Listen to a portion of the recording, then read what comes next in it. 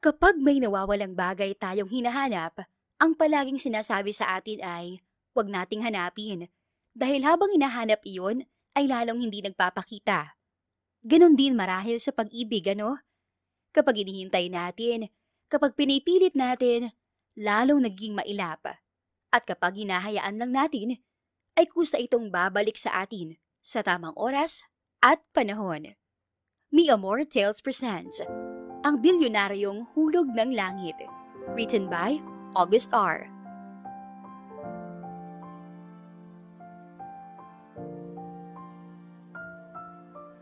Hapong-hapo si Gigi nang maibaba sa isang malapad na bato sa ilog ang malaking planggana na punong-puno ng labada.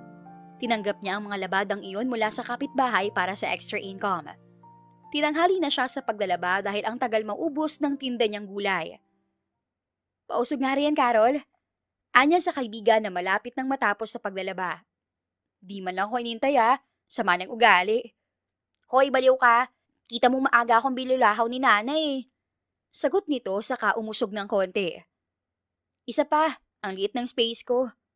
Ano ba? Naiinis na nasikmat nito. Sana kasi inagahan mo. Tsaka humanap ka nga ng space mo. Bakit ba dito kasi singit ikita mo namang may tao na?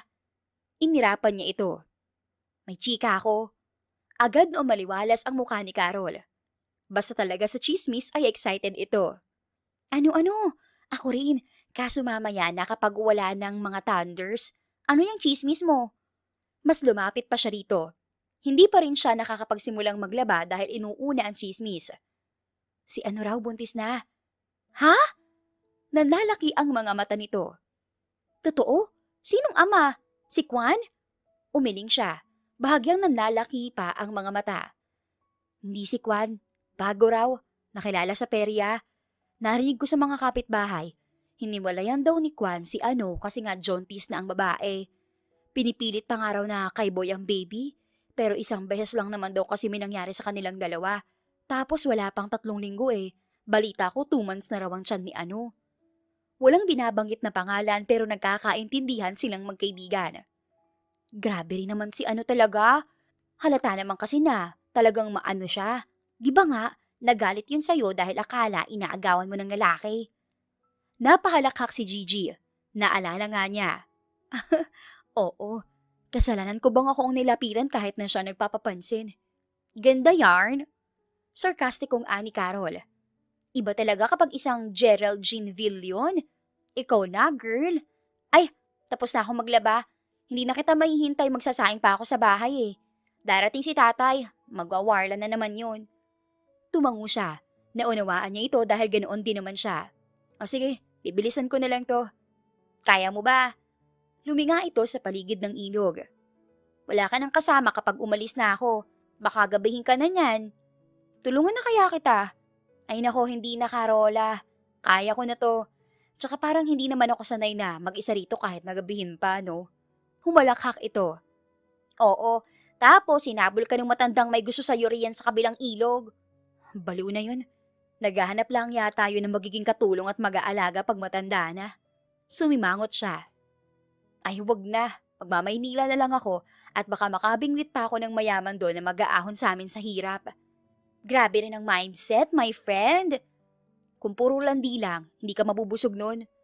Anya habang nagkukusot ng damit. Praktikal na dapat ang pag-iisip natin ngayon.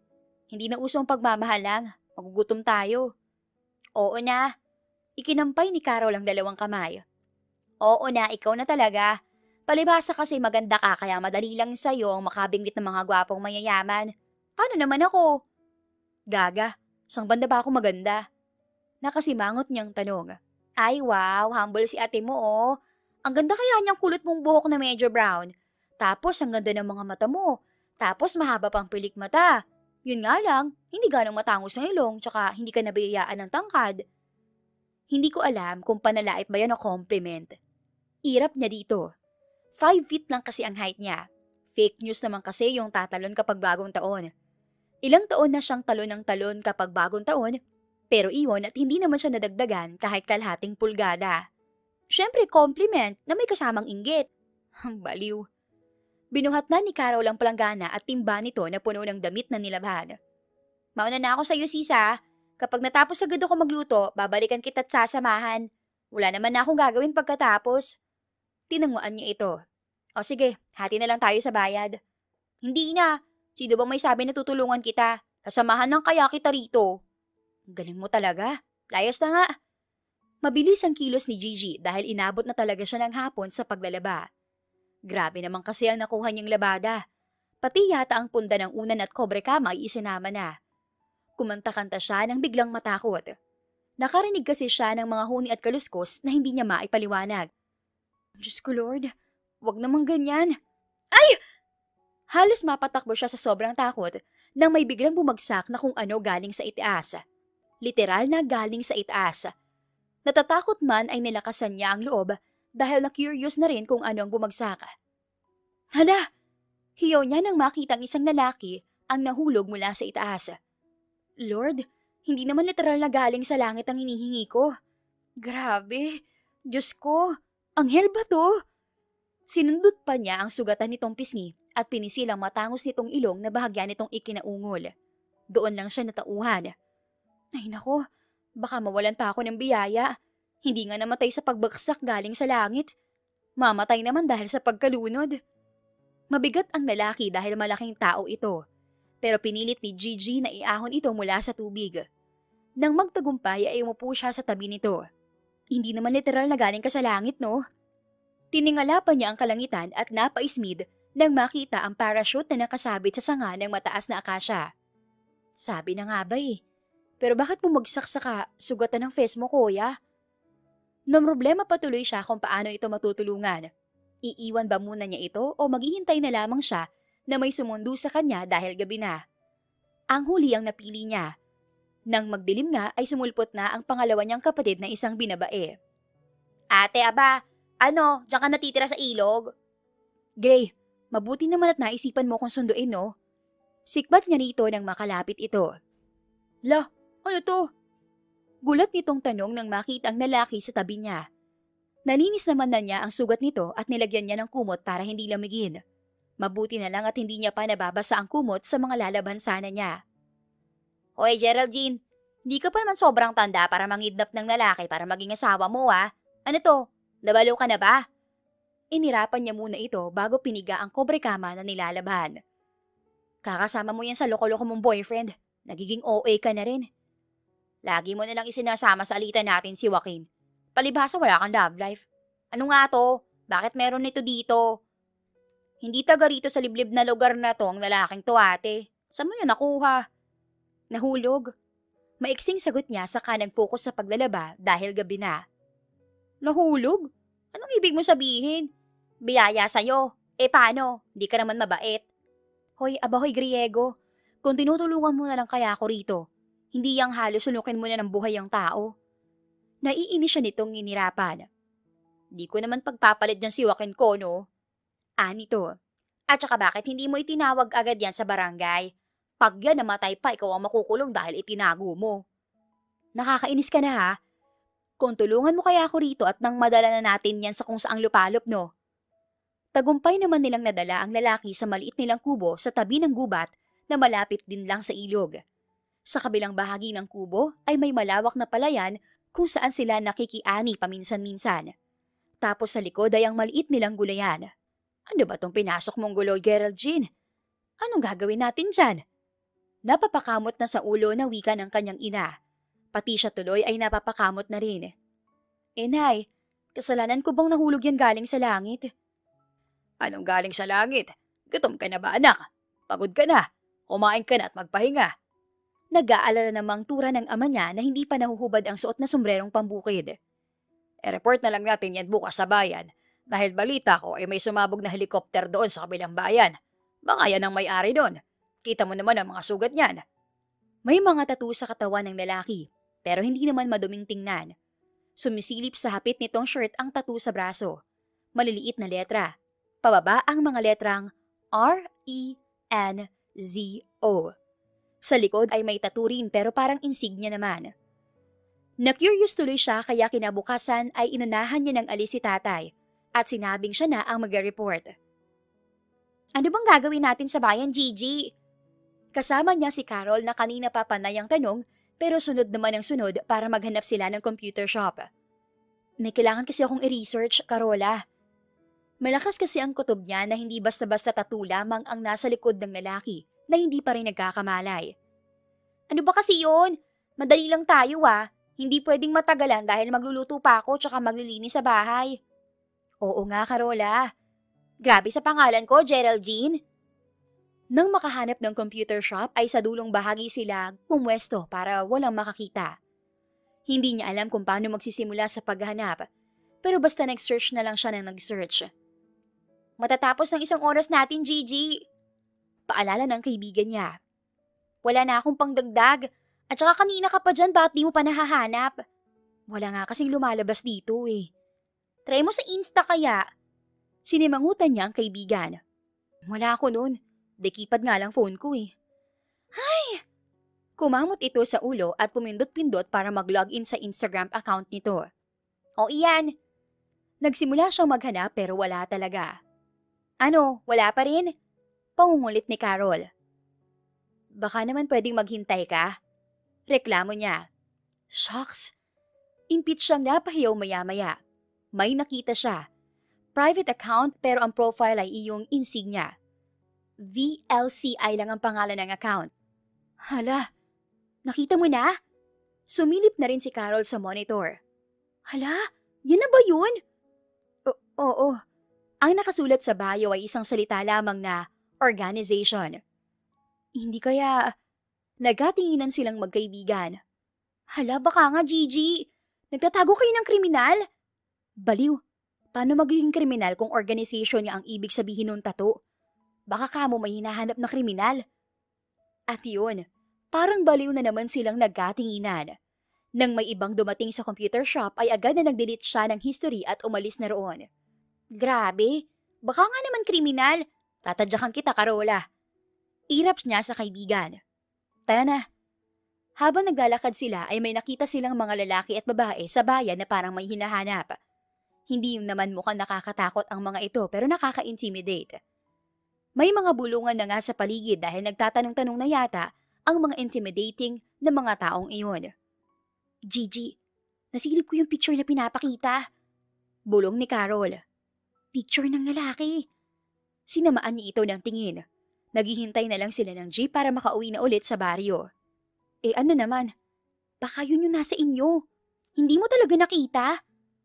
Umiling si Gigi. Hindi, parang itinatago naman kasi. Sasama ko sa inyo. Titingnan ko yung lalaki. Tumango na lamang siya. Kung hindi siya ay mangungulit lang ito tapos wala rin siyang magagawa kundi ang pumayag. Halos kalahating oras ang biyahe hanggang sa baryo. Ate, gising ng jowa mo. Salubong sa kanya ni Gray. Ha? Tulala, nagagalit kapag tinatanong ko. Sabi ko wala pang asawa niya, may pinuntahan lang. Ayan, tumigil. Parang wala lang nasabi ng kanyang kapatid. Mariin siyang napapikit. Bakit yun ang sinabi mo? Baliw ka ba? Paano mo naman napaniwala yan? Hinila na siya nito palabas ng kubo. Naiwan sa loob ang kaibigan niya. Walang maalala ate. Tinanong ko nga kung anong pangalan. Itinuro lang yung tattoo niya sa braso. Di ka ako siya si Renzo. Napakamot na sa baba si Gigi. Bigla siyang ng problema. Paano niya ba sasabihin hindi niya ito na i-report dahil parang may mga masasamang tao na naghahanap dito? Gray, si nanay. Imbis ay tanong niya. Nangunot ang noon nito. Nasa palengke na, bakit? Nasabihan mo bang wag mo nang magdadaldal tungkol kay Renzo? Hindi. Pero alam na nila yon. Bakit naman sila magkukwento? Napatango si Gigi. Oo nga naman. Hindi pala kwento ang mga magulang nila. Ang mga bata. Malay naman nun. Gawan mo ng kwento at wala namang tanong ang mga yon. Papasok na sana sila sa bahay nang humahangos na dumating ang nanay nila. Hawak nito ang laylayan ng mahabang palda sa pagmamadali. Gigi! Nay, bakit? May naghahanap diyan sa lalaki. Naglalakad-lakad, tapos may nakasasakyan. Na-i-report mo na ba sa bayan? Hindi pa po. Hinawakan siya nito sa magkabilang braso. Mabuti. Mukhang masasamang tao yung naghahanap. Parang may mga masasamang balak eh. Sasagot pa sana siya nang nanlalaki ang mga matang lumabas naman si Carol mula sa kubo. Bakla ka! Siya ngayon nasa picture. Yung hinahanap sa bayan kanina ng mga gwapo rin na kagaya niya. Ano? Anang nanay niya. Bakit gwapo ang humahanap? Yung naligaw riyan sa kalsada parang mga sanggano. Marami ang naghahanap sa lalaking yun. Baka sobrang yaman, Nay. Tapos may gustong pumatay na isang grupo para sa pera. Tapos yung isa hinahanap para maibalik sa pamilya. Ganun. Singit ni Gray.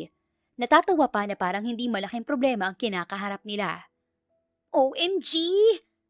Tili ni Carol. Baka nga naman bilyonaryo siya, no? Hindi naman nakakapagtaka kung totoo nga. Napakagat si Gigi sa ibabang labi.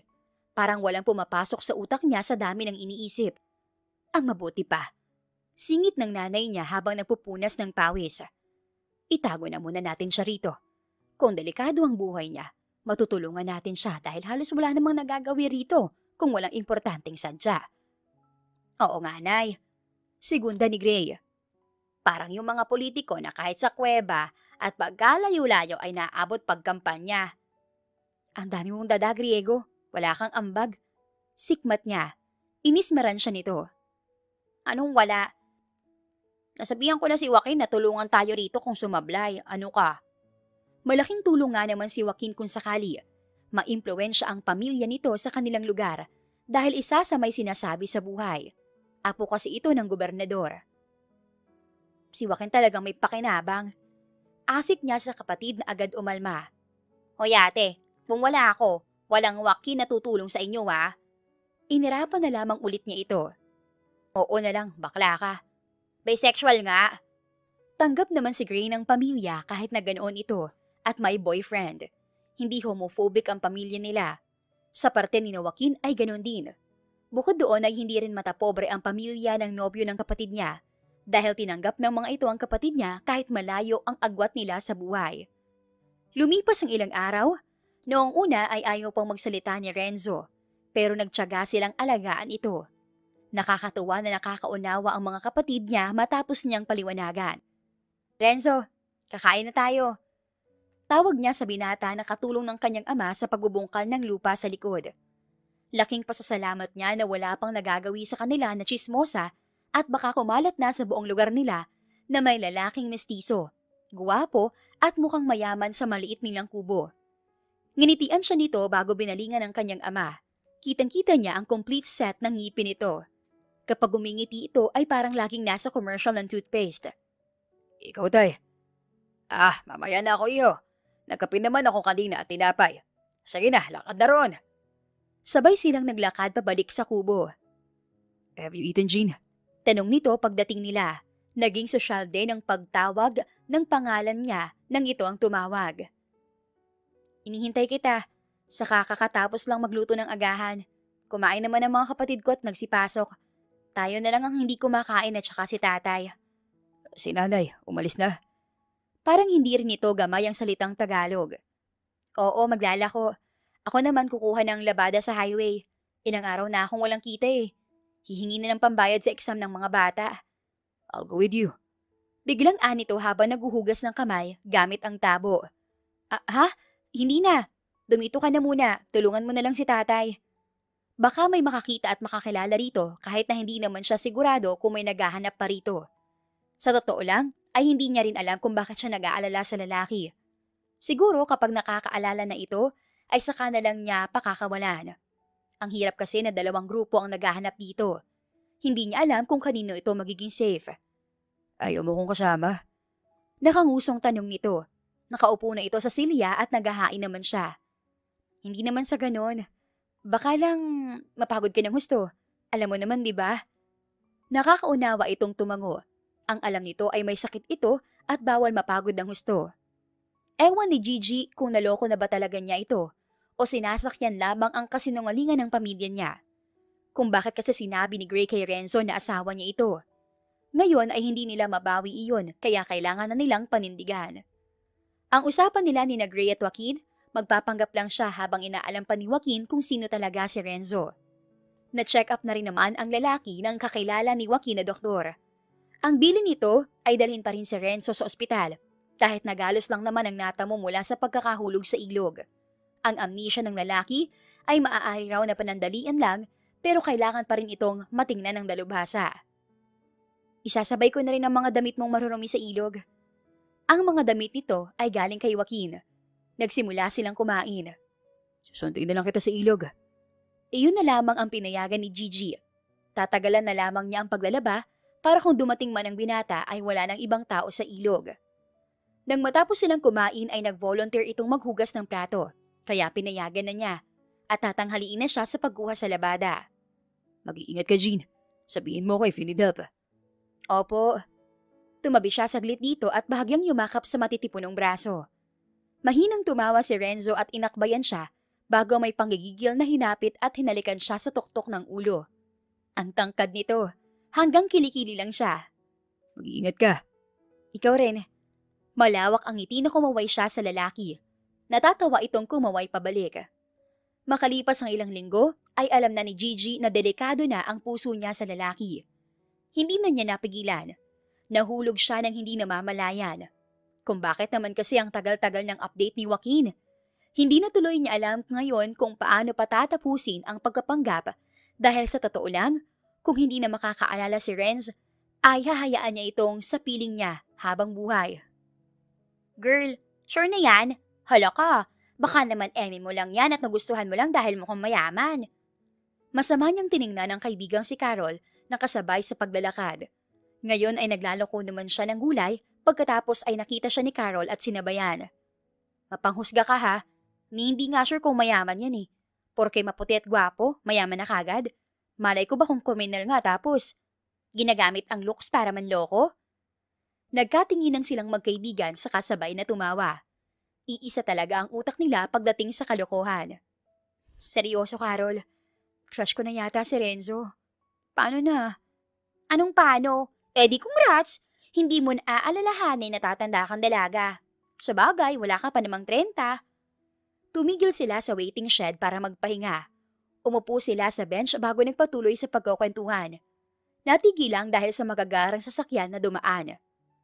Gagiks, bakit meron dito niyan? Gulat na tura ni Carol.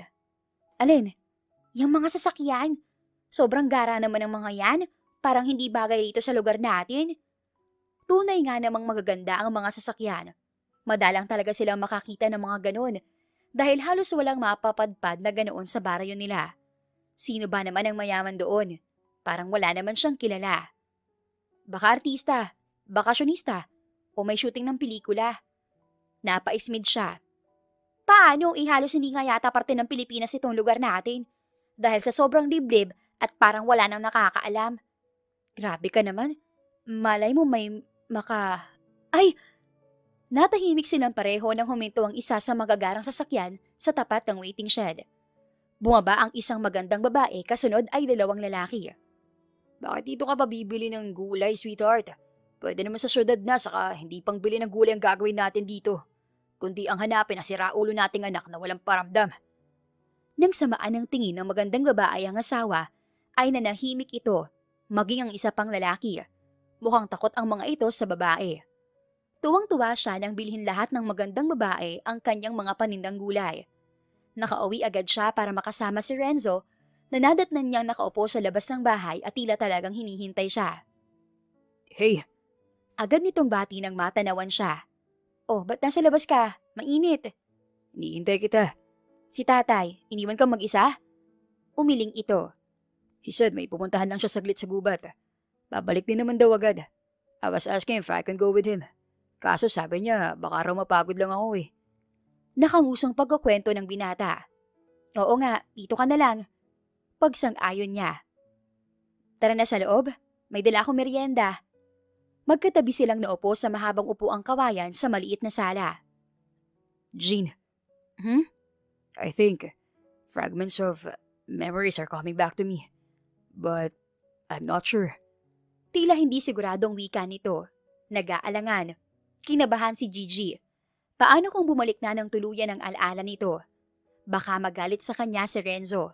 Sa kanila, parang hindi niya kakayanin. Mabuti kung ganun, Renzo. Makakaalala ka na ulit. Sinilip nito ang mukha niya. Nakanguso na naman. Bakit parang hindi ka masaya? Ayaw mo nun? Maaalala ko na kung paano tayo nagkakalala. Paano kita niligawan at paano tayo nagpakasal. Renzo, hindi naman sa ganun. Masaya ako kung makakaalala ka na syempre. Lumunok siya at bahagyang nag-iwas ng tingin. Sino ba naman ang hindi, di ba? Jean, may kotse ba ako nun? Ha? Bakit mo na itanong? Hindi na mapakali si Gigi. At saka, guns? Napahilamos na siya. Ano ba yung mga naaalala mo?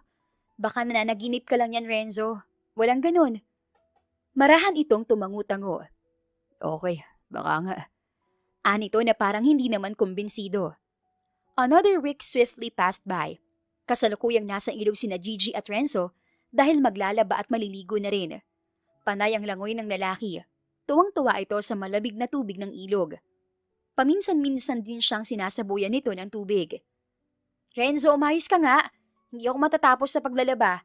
Kailangan pa itong maihabol sa init ng araw para matuyo ka agad. Malakas na humalakhak ang lalaki at sinabuyan na naman siya ng tubig. Renzo, isa! Maligo na muna tayo. Mamaya na yan, Jean. I'll help you later. Hindi pa ito nakontento at hinila-hila siya kaya napatili na naman siya nang bumagsak siya sa malalim at malamig na tubig. Renzo! Ang buo at malakas itong halakhak ang pumuno sa ilog. Mabuti na lamang at walang ibang tao. Dumarami lang naman kasi ang tao kapag Sabado at Linggo. I love this kind of life. Tuwang-tuwang hiyaw ni Renzo. Nakatapat na ito sa maliit na talon sa hindi kalayuan. Tumatama sa ulo at balikat nito ang tubig na galing sa mataas na parte. Masaya si Renzo at tila hindi na naisip ang lumabas sa bibig nito, pero sa Gigi ay tahimik. Anong ibig nitong sabihin doon? Jean, come here. Mas masarap ang tubig dito. Malamig. Tinaguan lamang niya ito at bumalik na sa malapad na bato na kinauupuan kanina para ipagpatuloy na ang paglalaba. Parang bigla na lang siyang nawala ng gana. Kung aalis na sa kanila ang lalaki at makakaalala na ito, ay mas masasaktan siya kung hindi pa siya didistansya. Oh, ayaw mo nang maligo? Tatapusin ko na to. Baka hanapin na tayo sa bahay kapag natagalan pa. Hindi niya inaasahan ang pag-ahon nito sa tubig at ang dahan-dahang paghawi sa buhok patalikod. Naghilom na ang mga sugat nito sa katawan. Umupo ito sa tabi niya kaya nagdaiti ang mga balat nila. Bahagya siya napalayo. Bakit? Natatawa nitong tanong habang nagsisimula na ring magkusot. Wala. Usog ka ng konti. Nagbabangga ang braso natin. Nahihirapan ako magkusot eh. Hindi ito nakinig. Mas lalo pang lumapit habang nakangisi. Renzo, sinasabi ko sa'yo. What? Wala akong ginagawa ah. Patay mali siyang anito. Tinutulungan lang kita maglaba. Masaya ang bawat sandali na sila'y magkasama. Pero, sandali lamang. Isang umaga na abala sila sa pagluluto ng agahan, samantalang si Renzo ay kinukulit ang kanyang ama't ina sa gulayan. Ang mga kapatid naman niya ay nagsipasok na ng maaga sa eskwela. May pumaradang magagarang sasakyan sa hindi kalayuan. Hindi kasi abot sa kubo nila ang kahit na anong sasakyan. Bumaba mula roon ang ilang kalalakihan saka naglakad papunta sa kanila. Nay, tatay, tawag niya sa mga magulang na mukhang narinig din ang mga sasakyan. Nanlalaki ang mga mata ng nanay niya. Sino ang mga yan, Gigi? Hindi ko po alam. Nalipat ang tingin niya kay Renzo na nakatanaw sa mga lalaki na malapit na sa kubo. Parang walang pag-aalala sa mga mata nito. Renzo, kilala mo ba sila? I think so. Aminin man ni Gigi o hindi, minsan na niyang hiniling na sana ay lagi na lang sa tabi niya si Renzo. Huwag na itong umalis at bumalik na sa tunay nitong buhay. Pero hindi niya habang buhay na maitatago ang totoo. I'll be back, Jean. Paalam ni Renzo. Hawak ang kamay niya. Hindi man tumutulo ang mga luha niya, ay siguradong nasasalamin naman sa kanyang mga mata ang sakit at pighati na magkakawalay na sila ng lalaking natutunan na niyang mahalin. Iyon naman ang totoong dahilan kung bakit hindi siya nag-report. Ayaw niya itong umalis. Alam niyang makasarili, pero ayaw ng puso niyang malayo rito. Ayaw na niyang pakawala ng mga palad ni Renzo, kaya sinaway na siya ng nanay niya. Gigi, pitiwan mo na si Renzo. Aalis na sila. Ayaw man niya, ano bang kanyang magagawa? Tapos na ang kagagahan niya, ang pagiging makasarili niya. Ayaw niyang ipagdamot sa lalaki ang nakasanayan nitong buhay na mukhang ibang-iba sa buhay kasama siya sa liblib na probinsyang iyon. Renzo, mahigpit siyang niyakap ng lalaki. Babalik ako. Babalikan kita. Ngunit kailan? Yun ang tanong na araw-araw na sumasagi sa isip ni Gigi. Isang linggo na ang lumipas simula nang umalis si Renzo. Anak, tulala ka na naman dyan sa tapat ng pinto. Nilingon ni Gigi ang ina. Nay, inihintay ko ho si Renzo, baka dumating na siya. Gigi, napapabayaan mo na ang araw-araw na gawain mo dahil sa katutunganga riyan sa may pinto. Singhal nito. Hindi pwedeng titigil ang oras dahil lamang may hinihintay ka. Gawin mong busy ang araw-araw mo at nang hindi ka na naiinip sa paghihintay. Nay, baka kasi dumating siya tapos wala ako. Paano kung nasa paglalaba ko, dumating siya? O di kaya nasa pagtitinda ako? Baka umalis na naman yun tapos hindi na talaga bumalik. Geraldine, nagsasayang ka ng oras. Next week, exam na ng kapatid mo. Kung hindi tayo magtutulungan sa pagkayod, hindi sila makaka-exam dahil walang pambayad. Ang tatay mo nga ay maaga sa pangungupahan sa pag-aararo. Nay, naluluha na siya. 4 lang ang aalalahanin natin dahil panigurado. Si Gray, nasakop na naman yun ni Joaquin. Imbis ay pahayag ng nanay niya. Nakakahiya na, kaya kailangan nating kumayod. Nagpatuloy ang buhay ni Gigi na hindi naiiwasan na isipin at umasa na babalik si Renzo sa kanya. O baka naman, magaling na ito. Bumalik na ang alaala nito at nakalimutan na siya. Masakit umasa, masakit maghintay sa walang kasiguruhan. Isang araw na galing sa paglalako ng gulay si Gigi ay may nakasalubong siyang matanda. Suki niya ito. O Gigi, mabutit nakita kita. Anito. Bakit po? Malalaki ang hakbang nitong lumapit sa kanya. Ibaba mo nga muna yung palanggana sa ulo mo at mag-usap tayo ng maayos. Ano po bang kailangan ninyo? Kailangan ko po kasing makauwi agad at maglalabada pa po ako. Sasama ka ba? Saan po? May agency kasi sa Maynila na naghahanap ng mga kasambahay. Baka lang gusto mong sumama. Mas malaki ang sahod doon at mas makakatulong ka sa mga kapatid mo. Napaisip siya. Maganda sanang opportunity. Pero halos 1 buwan pa lang kasi nang makaalis si Renzo at baka bumalik ito. Maganda po sana kaso nagpapaalam pa ako kina nanay at tatay. Saka baka hindi ako payagan dahil malayo eh. Pagdadahilan niya. Next time na lang po siguro. Ay, ikaw ang bahala. Sayang ang oportunidad sa iyo. Maganda ka. Baka lang, malay mo, makabingwit ka ng mapapangasawa. Makakaahon ka na sa hirap. Napakagatlabi si Gigi. Kung papayag man po ako, hindi po yun ang purpose. Asus, yun ang lagi bukang bibig ng mga ipinapadalang kasambahay sa Maynila o kahit na sa ibang bansa. Ang makabingwit ng mga mayayaman at makaahon sa hirap. Hindi naman po ako ganun. Ay bahala ka, sayang ang oportunidad. Anito, bago naglakad palayo. Habang naglalakad pa uwi ay iniisip ni Gigi ang alok ng matandang babae. Mas malakas nga naman ang kikitain niya roon, kaso... Gigi, bakit parang hindi maipintay ang mukha mo? May iniisip ka ba anak? Tay, bati niya sa ama na nakaupo sa upuan na nasa harap ng bahay. Tambayan yon sa ilalim ng punong mangga dahil sa sobrang init ng panahon. Wala po. Anak, hindi mo ko mapagtataguan. Halika rito. Sabi nito. Anong iniisip mo ha? May bumabagabag sa isip mo, Gigi, alam ko. Umupo siya sa tabi ng ama. May nag-alok po kasi sa akin ng trabaho sa Maynila. Oh, hindi ko po tinanggap. Bakit? Gulat na tanong nito. Sayang naman ang oportunidad na para sa'yo, G. Paano po kayo rito? Hindi habang buhay narito ka na lang sa probinsya, Geraldine. Hindi namin pinapangarap ng nanay mo na rito lang kayo magkakapatid sa bukid. Hindi na nga kami nakarating ng nanay mo sa Maynila. Kayong magkakapatid man lang ano. Kaya lang ay may iba pa siyang dahilan kung bakit ayaw niyang umalis ng probinsya at sa kubo na yon. Ngunit 2 taon ang mabilis na lumipas. Hindi bumalik ang taong hinihintay niya. Mag-iingat ka ron anak. Tawagan mo lang kami kung may kailangan ka at kapag namimiss mo kami. Bili ng ina kay Gigi habang naglalakad sila patungo sa highway. Kung saan naghihintay ang van na sasakyan nilang mga nakuhang kasambahay na paluwas sa Maynila. Opo, Nay. Sumuko na siya. Bumitiw na siya sa pangako ni Renzo. Wala naman din siyang karapatang mag-demand. Wala silang relasyon. Baka nga galit pa yun sa kanya dahil sa ginawa niyang pagkisinungaling tungkol sa relasyon nila. Bakit ka pa kasi aalis? Nabubuhay naman tayo rito, anak. Kahit na konti lang ang kita, basta sama-sama tayo. Anang nanay niya. Mas malaking kikitain ko ron, Nay. Matapos ang malungkot na paalam ay umalis din siya. Kasama naman niya si Carol, kaya siguradong hindi siya sobrang malulungkot. Machenzo Mansion? Pigil hiningang ani Carol. Nakatingala ito sa mataas at malaking gate na unti-unting bumubukas. Manahimik ka, Carol. Baka hindi pa nagsisimula mapauwi na tayo. Sabay niya sa kaibigan, kahit na siya man ay manghang-mangha sa mga nakakita.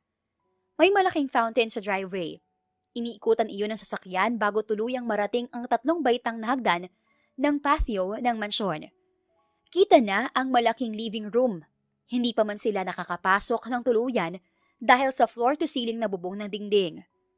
Gagiks, may sarili tayong kwarto. Ang galing! Hindi pa rin nauubos ang pagkamangha nilang magkaibigan. May isang bahay sa likod ng mansyon na pinagdalhan sa kanila ng mayordoma ng mga Machenzo. Tirahan daw talaga yun ng mga kasambahay, drivers at mga hardinero. Magkasama sila ni Carol sa isang kwarto. Grabe, naka-aircon pa! Bulalas ni Carol. Oo nga. Sana naman ay mabait ang kanilang magiging amo. Hindi sila naipakilala kaninang dumating sila dahil nasa trabaho pa raw. Ang 2 anak naman ay may kanya-kanyang nilakad. Bukas na lang daw sabi ng mayordoma, sa hapag. Namimiss ko na kagad si nanay. Bulong ni Gigi. Grabe ka, G! Natatawang puna ni Carol na nag-aayos ng gamit sa maliit na cabinet sa katabing kama nito. Kahapon lang tayo umalis sa probinsya, mismo na kagad. Sa hindi naman ako sanay na malayo sa kanila Hindi ko nga rin sure kung paano sila makokontak dahil wala naman akong phone. Meron ako, papahiramin kita. Kinabukasan, maaga silang nagising dahil hindi pwedeng mauna pa sa kanila ang mga amo nila. Sa kusina siya na-assign, katulong sa pagluluto. Si Carol naman ay sa paglilinis sa labas ng mansyon. Bilis na ang kilos, baka magising na si na madam. Utos ng mayordoma. Gigi, dito ka. Tulungan mong maghiwa si Avi. Opo. Babait naman ng mayordoma, pati na ang ibang kasambahay roon. Ewan lang niya sa ibang sa labas nagtatrabaho. Huwag kang kabahan, Gigi. Saad ni Avi. Napansin siguro ang bahagyang pangangatog niya. Mababait ang mga amo natin. Hindi ko lang maiwasan. Ngayon lang kasi ako nakalawas kaya ganito. Naninibago ako. Probinsyana ka? Tumango siya. Wala namang mali siya o panghuhusga sa boses ni Avi. Kaya pala nakakatuwa ang accent mo. Oy, wag kang ma-offend Ganito lang talaga ako. Masasanay ka rin sa mga biruan ng mga kasamahan natin. Patapos na sila nang muling pumasok sa kusina ang mayordoma galing sa dining area, kung saan dinadala na ang ibang putahe na naluto. Ilabas ng ibang naluto pa. Nasa hapag na si Sir Lorenzo. Napalingon si Gigi sa mayordoma dahil sa pangalang binanggit nito. Lorenzo? Baka hindi naman. Masyadong malaki ang Maynila, saka hindi na siya umaasa na magkikita sila. Maya-maya, isunod na rin ang mga almusal ni Madam L. Mas bumilis ang kilos ng mga kasamahan niya. Siya naman ay tahimik, ngunit mabilis din ang kilos sa iniutos sa kanya.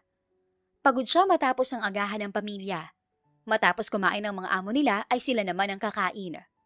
Lakad na sa dining table. Nakangang tanong niya. Bakit doon?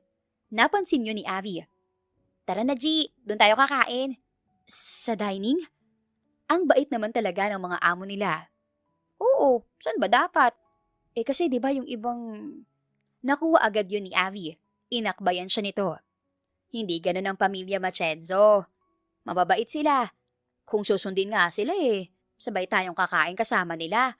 Kaso sa dami nga asikasuhin pa kasunod na lang tayo. Manghang-mangha tuloy si Geraldine. Matapos nilang kumain ay nag-volunteer siyang maghugas ng mga pinagkainan. Kumakanta-kanta pa siya habang nagsasabon nang may magsalita mula sa pintuan ng kusina. Manang kape po. Isang napakapamilyar na boses. Kilalang kilala niya. Dahan-dahan ang ginawa niyang pagharap at tuluyan nang nanlaki ang kanyang mga mata. Tulad lang noon kapag naliligo ito sa ilog. topless at nagsusumigaw ang abs. Gulo-gulo pa ang buhok nito na animoy kagigising lang.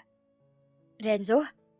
Ah, Parang nagulat pa ito nang tawagin niya sa pangalan. you're the new maid? Do you know how to make coffee? Pagawa naman. Wala yata si Manang. Baka busy. Napakurap si Gigi. Yes sir, yes sir. Si Renzo ba talaga ang kaharap niya? Hindi siya pwedeng magkamali. Memorize niya ang lahat sa binata. Kahit na ang maliliit na tattoo nito sa katawan ay alam niya. Sige, thanks. At halos hindi siya makakilos ng maayos dahil ramdam niya ang mapanuring titig ng lalaki. Hindi ito umalis. Nanatili ito sa island counter. You look familiar. Ibig bang sabihin, nang gubaling ito ay siya naman ang nakalimutan? May mga ganoong cases kasi siyang nababasa sa internet. Nabasa niya mula roon sa mga librong hiniram ni Gray sa boyfriend nito. Have we met before? Po, hindi ko po alam sir. Ayaw ka lang lumabas ng syudad. Opo. Tumahimik ito. Ramdam pa rin niya ang mga titig nito kaya naman kandamali na siya sa pagtitimpla ng kape nito. Muntik pa siyang matapunan nang iabot niya sa binata ang tasa. Careful. Hindi naman ako mangangagat. Don't be afraid of me. Ano nga pangalan mo? Kung sasabihin ba niya ang tunay niyang pangalan ay maaalala siya nito? Gigi po. Gigi. He said. Gigi? Sounds familiar. Sige po. Ipagpapatuloy ko na po yung paghuhugas ng mga plato. Bakit ikaw lang dyan? Nasaan ang iba? Busy po sila eh. At doon nagsimula ang pangungulit sa kanya ni Renzo. Kahit sa pagwawalis niya sa labas ng bahay ay kasunod ito. Baliwala lang dito kahit pinapagalitan na ng mga magulang. Tulad na lang ngayon. Gigi! Mariin siyang napapikit nang agad gumuhit ang mapanoksong ngiti sa mga labi ni Carol. Ano? Mahinang sikmat niya rito. Humagikik ito. Nandyan na naman yung masugit mong tagakulit, G. Mariin siyang kumikit bago harapin ang lalaki na basa ng pawis. Nakasuot ito ng puting sando at shorts na tinernohan ng rubber shoes. Mukhang galing sa pagja-jogging. Bakit po sir? May kailangan po kayo? Malawak ang ngiti nito. Kitang-kita ang pang-commercial na ngipin. Nothing. I just want to greet you. Good morning. Kumain ka na? Magandang umaga rin po sir. Kumain na po ako kasabay ang iba pang mga maids. Natataranta pa rin siya kapag ito'y kaharap. Nalungkot ang mukha nito. Sayang naman. Gusto sana kitang makasabay kumain eh. Tumikim si Gigi nang makita si Madam Camille na palabas ng mansyon. Sa likod nito ay ang mayordoma. Renzo, what's that? Malawak ang ngiti nito nang bumaling sa ina. Mom, nag-good morning lang kay Gigi. Where are you going? Tumalim ang mga mata ni Madam Camille sa anak. Ginugulo mo na naman si Gigi, Renzo. Umayos ka. Mommy, hindi po. Gigi, kapag may ginawang kalokohan, sabihin mo sa akin at ako nang bahala riyan. Baling ng madam sa kanya. Maloko yang si Renzo, Gigi. Baka magsawa ka sa kakasagot sa mga walang kwentang tanong niyan. Segunda naman ng mayordoma. Wala siyang masabi kaya umiling na lang siya sa dalawa at ngumiti. Nagpaalam na rin naman ang dalawang babae at may pupuntahan daw. Si Renzo naman ay nagpaalam din na magbibihis at babalikan daw siya. Malalim na napabuntong hininga si Gigi kinagabihan. Kasalukuyan na siyang nakahiga sa kama at nakatitig sa kisame. 2 linggo na siya sa mga Machenzo at medyo sanay na siya. Maliban sa puso niyang hindi masanay sa presensya ni Renzo Machenzo, ang panganay na anak ni na Lorenzo at Camille Machenzo. Gigi, ang lalim nun ah. May problema ba? Carola, talaga bang hindi na ako maalala ni Renzo? Gumaling nga siya. Nakalimutan naman ako. May hinanakit sa boses na sabi niya. Beshi, lakasan mo lang ang fighting spirit mo. Baka sa ikalawang pagkakataon mahulog ko kay Sir Renzo. Yung version naman na walang amnesia saka nakasuot ng pang-opisina, hindi pambukid. Though, bagay naman sa kanya pareho. Nahawa ka na sa mga salita ni Avi. Nakangiwing po na niya. Hayaan mo na nga yun. Ang mahalaga na lang sa akin ligtas na siya at magaling na. Kung sa bagay nga naman, sang-ayon nito. Matulog na tayo, maaga na naman tayo magtatrabaho bukas. Ngunit hindi pa man niya naipipikit ang mga mata ay may kumatok na sa pinto ng kanyang silid. Kasunod ay ang boses ni Renzo. Napabangon tuloy siya at agad na nagtama ang mga mata nila ng kaibigang si Carol. Bubuksan ko ba? Mahinang tanong niya kay Carol. Nanlaki ang mga mata nito. Alam ka namang hindi. Tinatawag ka eh. Baka may kailangan. Huwag mo nalang papasukin. Dahang-dahang lumapit sa pinto si Gigi at maliit na binuksan niyon. Bakit po? Base sa mabuhay nitong tindig ay lasing ito. Jean, is that you? Akma nitong itutulak pabukas ang pinto pero hinarang niya. At dahil wala naman itong lakas ay hindi ito nagtagumpay. Please. Anong kailangan mo? Gabing-gabi na. Magpapahinga na ako at maaga pa ako magtatrabaho bukas, sir. Kanay, pwede ba ako matulog sa tabi mo? Ha? Sir, hindi pwede. Pagtutol niya pero ang puso ay umaasa. Bumalik na po kayo sa silid ninyo. Nakakaistorbo na po kayo sa mga natutulog na, sir.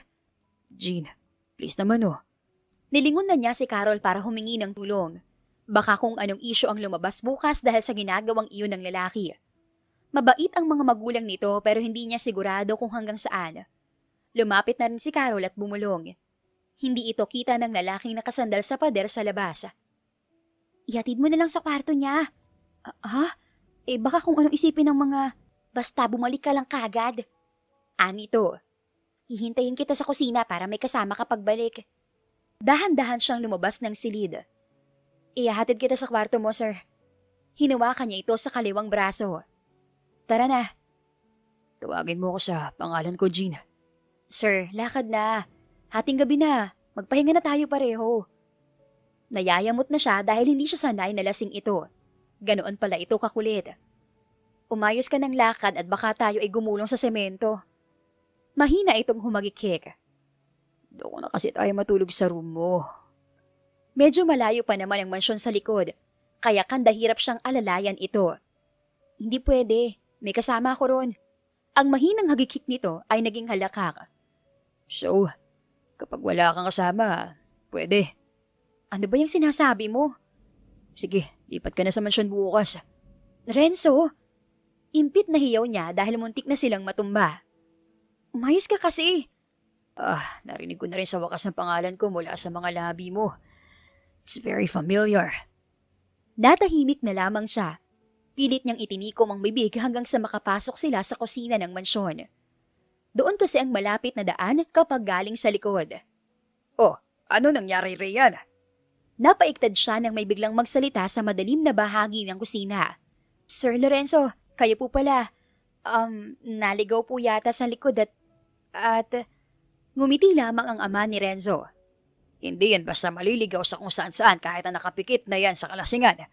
Baka kaamo doon talaga ang sadya. Ihatid mo na lang sa kwarto niya. Marahan siyang tumango. Opo.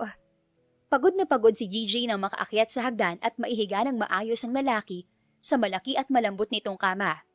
Ibang-iba yon sa maliit na papag nila sa kubo. Pinalatan din niya ito ng damit dahil halatang hindi ito komportable.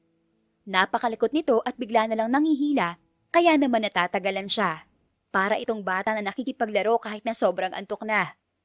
Renzo, umayos ka nga. Hindi kita mapapalitan ng damit kung ang likot-likot mo. Dito ka na lang matulog, Jean. Hindi pwede. Bitiw na. Ayoko. Renzo, isa. Bumitiw ang lalaki pero nakasimangot naman. Mapungay ang namumulapang mga mata na nakapagtitigan ito sa kanya. Ayaw mo ba akong katabi? Renzo, bumuntong hininga ang lalaki bago kinuha ang unan at itinakip sa muka. Bahagya lamang itong sumisilip. Am I making you uncomfortable? Sorry. Sige na. Bumalik ka na rin sa kwarto mo. Okay na ako rito. Nang makarating naman sa sariling silid ay hindi dalawin ng antok si Gigi. Bumabalik sa alaala niya ang pinagsasabi ni Renzo. Naaalala na siya nito. Tuloy kinabukasan ay bangag siya. Panay ang hikab niya habang tumutulong sa paghahanda ng agahan ng pamilya Machenzo. Gigi, okay ka lang? Tanong ni Abby sa kanya. Inaantok ka pa? Medyo. Mukhang alam naman ng halos lahat sa mansyon na yon ang nangyari kaya hiyang-hiya siya. Pero hindi na siya kinausap ni Renzo tungkol doon. Kaya hindi niya alam kung talaga bang natatandaan na siya nito o lasing lang ito. Nakakapanibago lang si Sir Renzo. Ano ito habang abala sa paggagayat ng Ricardos. Alam mo yun, nung hindi pa yan nawawala ng halos 3 buwan, laging wala rito yan. Kung saan-saan yata nagpupunta, pero okay lang naman sa magulang. Tapos nung bumalik nga after that, aba, himala halos hindi na umaalis ng mansyon. Baka nagbago na. Ayaw nang bumarkada, ganun. Natigilan ito sandali. May naalala. Trabaho ang dahilan kaya laging wala si Sir. Tsaka alam mo ba, ang gagwapo ng mga kaibigan yan, pero mukhang mga nakakatakot. Ewan ko ba, parang may mga vibes sila na mai-intimidate ka. Pero alam mo ba, narinig ko nag-uusap sina Madam at Sir noon. Bumagsak daw yung chopper na sinasakyan ni Sir Renzo at kaya hindi umuuwi nawawala. Chismosang pagpapaliwanag ni Avi. Si Gigi naman ay nanatiling tahimik. Tatahimik lang din sandali si Avi kapag may ibang kasambahay na dadating o lalapit tapos tuloy na naman ang chika. May pupuntahan yata ang trabaho kaso nag-malfunction ng chopper. Pero sabi rin ni Sir Lorenzo, sabotahe raw dahil sa klase ng trabaho ni Sir Renzo. Napapailing na lamang siya. Ang dami mong alam. Mahina siya nitong binundol sa balikat. Narinig ko nga lang. Tapos nga after that, yan si Sir kasama na nilang umuwi. Wag ka ha, sina Madam pa talaga ang personal na naghanap ng anak nila. Kung saan bumagsak ang chopper, kaso wala raw namang tao. Anong walang tao? Ang piloto? Naguguluhan na rin na tuloy siya. Walang piloto, si Sir Lorenzo lang. Marunong kaya yun mag-drive ng halos lahat ng klase ng sasakyan. Ang astig naman pala. At hindi napuruhan si Sir dahil nakatalon pa mula sa eroplano. May suot kasi siyang parachute. Basta parang action film. Napatangu-tangu siya. Iyon pala ang dahilan kung bakit hindi agad natagpuan si Renzo ng mga magulang nito bukod sa hindi niya pagre-report. Sa ibang lugar nag-crash ang chopper na sinasakyan nito. Ay saglit, dadalhin ko lang to kay Eva at baka bumugan na yun ang apoy sa tagal nating maggayat. Ganoon lamang ang bawat araw niya bilang kasambahay ng mga Machenzo. Habang tumatagal, ay mas nakikilala pa niya ang mga amo. Kilalang kilala pala ang pamilyang iyon dahil sa sobrang yaman. Bilyonaryo pati ang mga anak kahit na hindi pa pamanahan ng mga magulang dahil sa mga sariling negosyo. Isang araw na day off nila ni Carol ay isinama sila ni Avi para mamasyal sa labas. Excited na ako makalabas, Gigi. Simula nang dumating tayo, hindi pa tayo nakakapamasyal sa labas eh. Ani Carol. Nginitian niya ang kaibigan. Excited din ako. Mabuti na lang at nagkasabay-sabay ang day off natin, no? Tura ni Avi habang naglalakad sila sa tabing daan na puro mga damit ang nakahanger. Okay, oh. Pili na kayo. Maganda ang damit dyan kahit second hand na. Diyan ako namimili dahil kung sa mall, mauubos ang pampadala sa mga magulang natin. Nagtingin-tingin si Gigi at hindi na malayang napalayo na siya sa dalawang kasama. Noong una ay hindi siya nagpanik dahil maaga pa naman. Pero kinabahan na siya nung abuti na siya ng hapon. Tanghali na rin naman kasi nung lumabas sila tapos nagbiyahe pa. Umupo siya sa hagdan na nadaanan. Pagod na siya sa kakalakad. Miss, okay ka lang? Tanong ng isang babae. Umiling si Gigi. Naiiyak na. Nawawala po ako eh. Kailangan ko po ng tulong.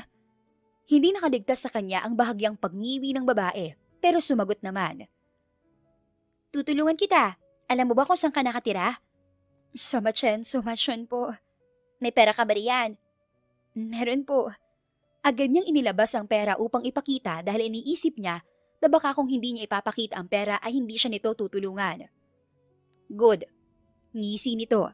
Akin na, ibibili muna kita ng pagkain mo at mukhang gutom ka na. Baka mahimatay ka na riyan. Parang hindi na nagpa-function ng maayos ang isip niya kaya kusang loob niyang ibinigay ang lahat ng pera niya. Naghintay siya ng ilang minuto sa pagbabalik nito pero walang dumating. Inabot na siya roon ng 2 oras. Madilim na. Nay, Tay, uuwi na lang ako. Mangiyak-iyak niyang sabi nang mapagtanto na naloko siya sa kalagitnaan ng magulong syudad, ng isang lugar na hindi pamilyar sa kanya. Iniyuko niya ang ulo sa tuhod at doon umiyak. Siguro naman ay hahanapin siya ng 2 kasama. Nagugutom na siya at nahihilo dahil sa init kanina, tapos ngayon naman ay pumapatak pa ang ulan. Parang hinihila siya ng antok kaya ay pinikit niya ang mga mata, ngunit bago tuluyang igupo ng antok ay may narinig siyang tumatawag sa pangalan niya. Jean! Jean! Nasaan ka? Renzo?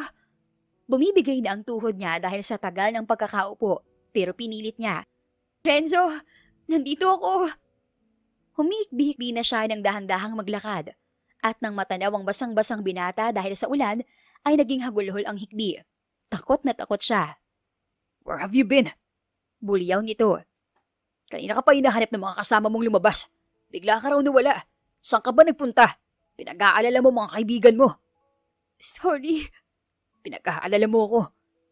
Nang hapitin siya nito at yakapin ng sobrang higpit, ay doon na lalo pang lumakas ang kanyang pag-iyak. Para siyang batang inaalo ni Renzo sa ilalim ng malakas na ulan. May ilang kalalakihan na dumating. May dalang mga payong. Pero isang taas lang ng kamay ng binata ay huminto ang mga ito at dumistansya. Umuwi na tayo. Samantala ay isinakay ni Renzo si Geraldine sa kanyang sasakyan. Binalot niya ito ng makapal na tuwalya at pinahinaan ng aircon para hindi ito lamigin. Halos baliktarin na niya ang palengking yon makita lang ito. Naiwan na nga niya ang meeting nang tumawag ang mami niya at sabihing nawawala si Jean. Renzo, salamat. Kinintanan lamang niya ng magaan na halik sa buhok ang dalaga. Wala siyang pakailam sa ibang kasambahay na nakakita. Renzo, ungot nito. Napapangiti na lamang siya dahil sa mga daing ni Jean. Ang sarap sa pakiramdam na marinig ang pangalan niya mula sa mga labi nito. Pagdating sa mansyon, ay sa kwarto niya ay dineretso ang babae kahit tumatanggi ito. Saglit lang, Jean. Tatawag lang ako para mabihisan ka. Akma na niyang pipindutin ang telepono na nakakonekta sa bahay ng mga maids nang may kumatok sa pinto ng kanyang silid. Pinagbuksan niya yon. Mommy, bakit? Nginitian siya nito. Ako nang magbibihis sa kanya, anak. Lumabas ka muna at tingin ang damit ni Gigi sa likod. Ma. Hindi makapaniwalang usal ni Renzo. Sadyang mabait ang kanyang mga magulang, pero hindi niya akalain na aabot sa ganoon. Pababa na sana siya ng hagdan at pupunta na nga sa likod nang masalubong niya na ang kaibigan nitong si Carol, dala ang gamit ni Jean. Salamat. Ngumiti lamang ito at umalis na rin. Mommy, eto ng damit ni Jean. Inabot ng mami niya ang damit at muli siyang pinalabas. Naghintay siya ng ilang minuto bago pumasok. Tulog na ang dalaga dahil sa pagod at may lagnat na rin. Renzo, anak. Yes, ma. Huwag basta-basta sumugod, anak. Makakasakit ka niyan. Sinulyapan muna niya ang dalaga na nakabalot sa comforter bago bumaling sa ina. What are you talking about, ma? Hindi mo ko maloloko, Renzo. Anak kita, kaya alam ko at ramdam ko ang lahat na ng balak mo. Kilalang kilala na kita. Marahang wika ng mommy niya. You like her? Ininguso nito si Jean. But please, be sure of your feelings. Hindi yung dahil lamang pamilyar ka sa kanya. Hindi lamang dahil magaan ang loob mo sa kanya. Na-aksidente ka, hindi ba? Siya ang tumulong sa'yo. My private investigator confirmed that to me. Itinago ka sa pag-aakalang may nagtatangkang masama sa'yo. Lalo na't nakita nila ang mga tauhan mo na naghahanap sa'yo roon sa malapit. Pero hindi ako sigurado kung minahal niyo ang isa't isa sa halos 3 buwan na yon. Ang totoo ay nagdadalawang isip siya kung tama ang kanyang mga alaala. Ang lahat ay malabo pa.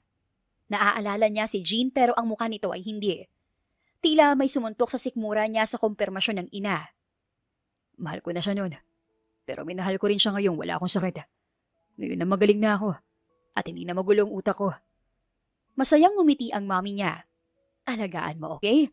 Baka ikaw naman ang iwan. Parang nakalutang si Renzo habang pinagmamasdan si Jean na mahimbing na natutulog. Halos hindi siya umidlip sa magdamag dahil mayat maya niya itong chinecheck. Medyo mababa na ang lagnat nito. Morning, Jean. Bati niya nang magmulat ito. Nagulat pa ito at nagtago sa ilalim ng comforter. Dahan-dahan niyang binuklat ang kumot at sinilip sa ilalim ang dalaga. Hi. Anong ginagawa ko rito?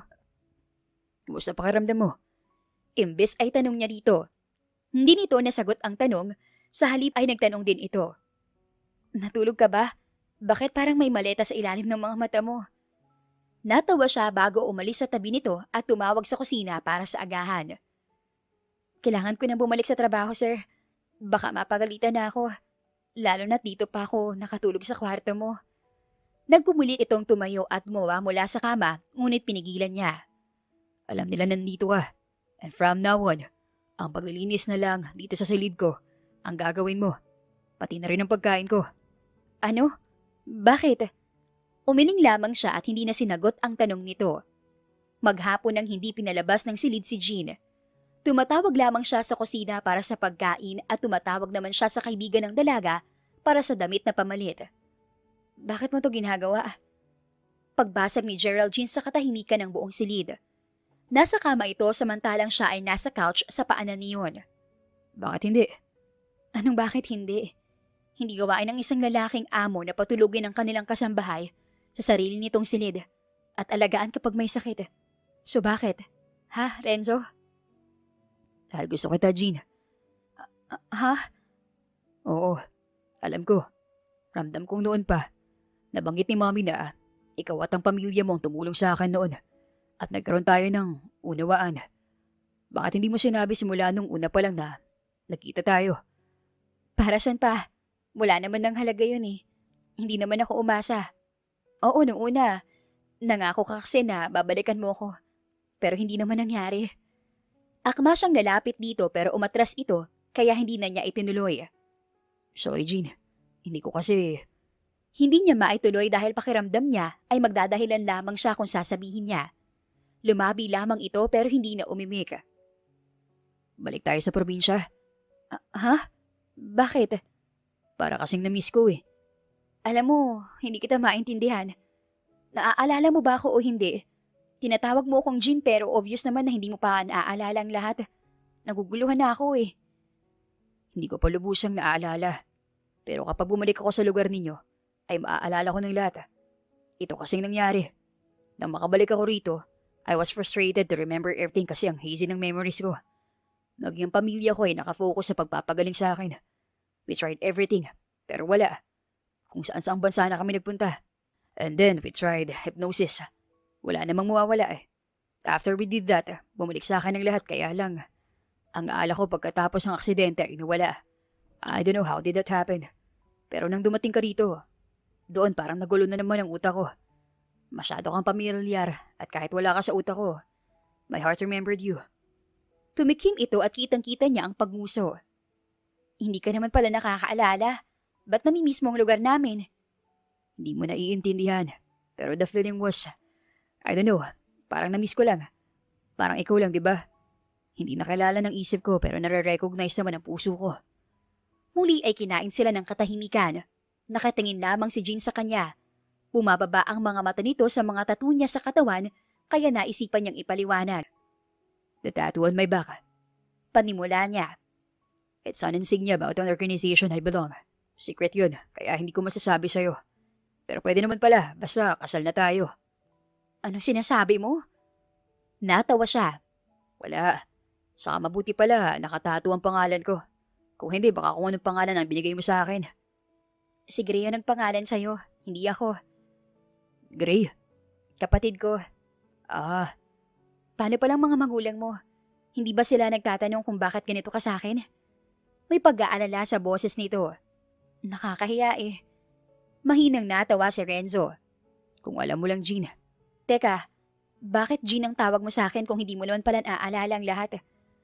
Basta no nakita kita, it was like this is Jean. Sobrang labo talaga ng alaala ko. Sobrang hirap i-explain eh. Paano mga magulang mo? Saka baka paglabas ko rito, wala na akong kaibigan ah. Okay nga lang sa mga magulang ko. Gusto ko nga sana nilang bumalik nun sa probinsya para magpasalamat eh. Pero hindi naman daw ako maiwan. And about your friends, baka naman sila mawawala. Ang mabuti pa magpahinga ka. Kapag magaling ka na, pag-usapan natin ang pagbalik natin sa lugar ninyo. Girl, ano na? Sigaw ni Carol pagpasok pa lamang ni Gigi sa kwarto nilang dalawa. Talagang hindi siya pinakawalan ni Renzo hanggat hindi nasisigurong magaling na talaga siya. Ano? Sikbat niya. Mas lalong lumawak ang ngisi nito. Yee! Balitang-balita, girl. Halos 3 araw ka sa kwarto ni Sir Renzo na sobrang nakakapanibago. Dahil nga raw, hindi ba sa nagpapapasok yan sa kwarto niya? Hindi ko alam. Nag-uusap lang naman kami tungkol sa mga bagay-bagay. At saka, nabanggit niya yung nangyari sa chopper niya, saka sa tattoo. Tumangu-tangu ito. Umupo sa tabi niya sa kama at maya-maya ay humihikbi na. Na paano ka, Carola?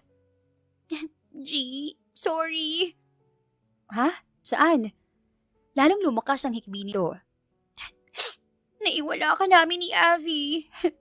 Bising-busy kasi kami sa pamimili kasi ang gaganda ba naman ng mga damit doon sa kabilang stall. Tapos pagbalik namin, wala ka na.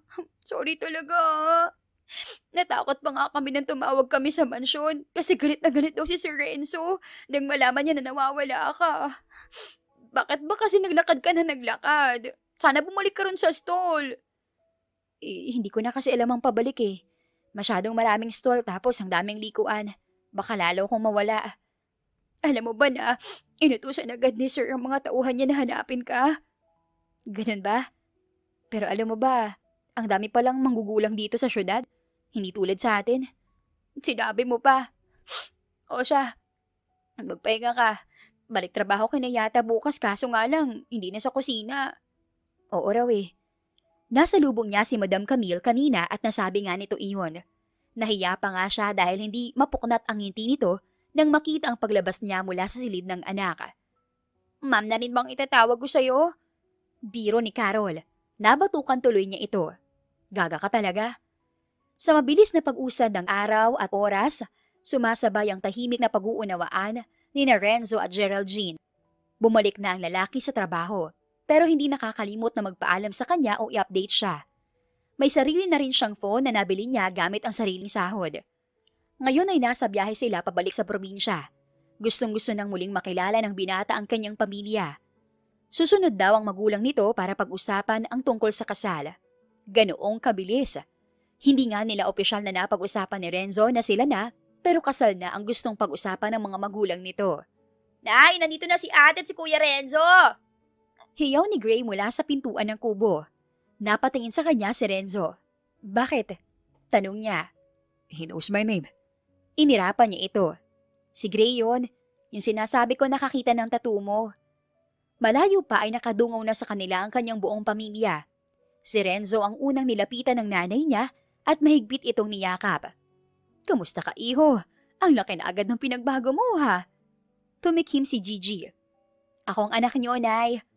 Anya na umani ng tawanan. Nagsalo-salo sila sa isang masaganang hapunan. Tulad ng dati ay sa sala natulog si Renzo katabi si Gray at ang ilan pa sa mga kapatid niya. Kinabukasan naman ay maaga siyang nagising para maglaba sa ilog.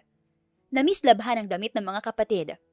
Kung maaga siyang nagising ay mas maaga yata si Renzo dahil wala na ito sa higaan at naroon na sa likod, sa gulayan kasama ang kanyang ama. Nakita siya nito kaya mabilis na lumapit. Jean, good morning. Maglalakad ba ka sa ilog? Oo. Sasama ako. I wanna experience the river too. Nginitian niya ito. Ilang beses na noon. Natahimik ito. Sorry, nakalimutan ko. Ano ka ba? Wala yun. Hindi mo kasalanan. Ang mahalaga ngayon ay ma-experience mo na ulit. Halata ang excitement sa mukha ng binata habang naglalakad sila patungo sa ilog. Mabuti at walang tao. Solo nila ni Renzo ang lugar. Alam mo ba, nag-iisip ako nun kung literal na inihulog ka ng langit para sa akin. Tapos nakita ko yung parachute mo sa akasya. Inihulog naman talaga ako para sa iyo. Kita mo, tayo na ngayon, di ba? Nagulat na nga lang ako na tayo na pala eh. Bumusangot si Renzo. Akala ko, mahal mo rin ako. May sinabi ba akong hindi? Oh, mahal natin ang isa't isa. Eh di tayo nang ang dalawa. Oo na. Natatawang sagot niya. Nagsimula siyang maghiwalay ng mga dekolor at puting damit. Alam mo, hindi agad kita naiuwi noon dahil ang laki-laki mo. Kaya ang ginawa ko, kinumutan na lang kita. Diyan sa tabi tapos nilinis ko ang sugat mo. Mahinang tumawa si Renzo. Kung namatay pala ako, nakulong ka pa. Oy, hindi ka naman mukhang malapit ng mamatay noon, no? Kaya alam kong kaya pa kitang iligtas. May mga sugat at galos ka, pero hindi sobrang lala. Umupo ito sa kanyang tabi at yumakap. Ipinatong ang baba sa kanyang balikat. Mahal kita. Nung may amnesia man ako, o ngayon na magaling na. 2 beses kitang minahal. At maraming beses pang mamahalin, Geraldine. Renzo? Kilig ka. Hindi. Nakasimangot niya itong tinulak. Hindi ako matatapos sa paglalaba. O sige na, maglangoy ka na muna ron. Tara. Ah! Tili ni Gigi dahil basta na lang siya nitong hinila kaya bumagsak siya sa tubig. Renzo! Niyakap siya nito mula sa likod. Naramdaman din ni Gigi ang maliliit nitong halik sa tuktok ng ulo niya. Ikaw lang, Jean. Ikaw lang. Tapos ay iniharap siya nito. Nakalabog sa tubig ang kalahati ng kanilang mga katawan. Magkayakap at walang pakialam sa lamig ng tubig. Maya-maya pa ay hinalikan na siya nito ng buong pagmamahal. Sa huli, hindi pa rin maalala ni Renzo ng lubusan ng lahat. Ngunit ang importante ay naroon silang dalawa. Magkasama, nagmamahalan. At higit sa lahat, bubuo na rin sila ng sariling pamilya kaya mas maraming alaala pa silang magagawa. Ikinasal sila ng taong ding iyon at ang sumunod na taon ay nabiyayaan ng cute na baby girl. Sino ba naman ang mag-aakala na ang lalaking para sa kanya ay literal na hulog ng langit? Bigla na lang itong bumagsak sa buhay niya at wala na siyang nagawa pa. Mabuti na lang at minahal din siya nito. At nakalimutan man siya ng isip nito, ay hindi naman siya tinalikuran ng puso nito. The end. Kung nagustuhan ninyo ang aming istorya, huwag kalimutang mag-like at subscribe. Salamat sa pakikinig. Mag-iingat po tayong palagi at naway lagi tayong pagpalain. Hanggang sa susunod.